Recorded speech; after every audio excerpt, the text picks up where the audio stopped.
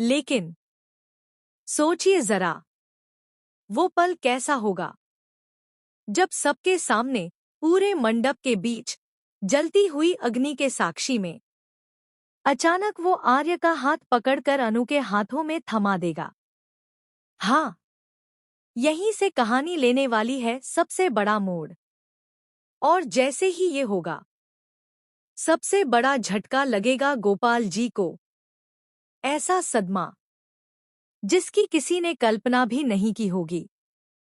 लेकिन रुकिए, उससे पहले पूरी कहानी समझ लीजिए।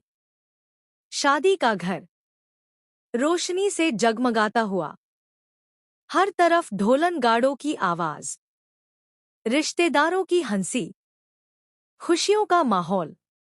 बारात लेकर मोहित जैसे ही दरवाजे पर पहुंचता है, सबकी आंखों में चमक आ जाती है।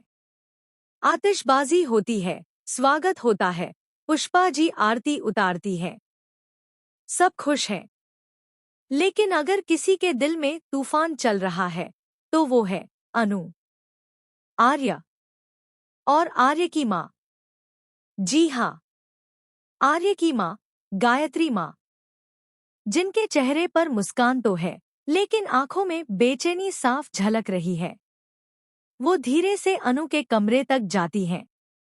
अनु दुल्हन के जोड़े में बैठी है, लेकिन उसका चेहरा जैसे किसी ने सारी खुशियां छीन ली हों। गायत्री माँ उसके पास बैठती है, अपने हाथों से उसका चेहरा उठाती है और एक सुंदर सा नेकलेस निकालकर उसके गले में पहना देती है। वो कहती है, हमेशा खुश रहना बेटी। लेकिन ये आशीर्वाद देते वक्त उनकी आवाज कांप रही होती है। अनु सब समझ जाती है। उसे एहसास होता है कि वो बहुत बड़ी गलती करने जा रही है, क्योंकि उसका दिल आज भी आर्य के लिए ही धड़कता है। इधर मंडप सज चुका है, पंडित मंत्र पढ़ रहे हैं, मोहित सेहरा बांधे बैठा है। लेकिन तभी अनु एक फैसला लेती है। वो आर्य को मिलने के लिए बुलाती है। कमरे में जब दोनों आमने सामने खड़े होते हैं, तो कुछ पल के लिए समय जैसे ठहर जाता है। अनु की आंखों में आंसू, आर्य के चेहरे पर दर्द। अनु कहती है, सर, अगर हालात अलग होते तो क्या आप? आर्य बीच में ही रोक देता है, अनु, अब कुछ कहने का कोई मतलब नहीं। लेकिन ये सारी बातें कोई और भी सुन रहा होता है। दरवाजे के बाहर खड़ा मोहित, उसके पैरों तले जमीन खिसक जाती है।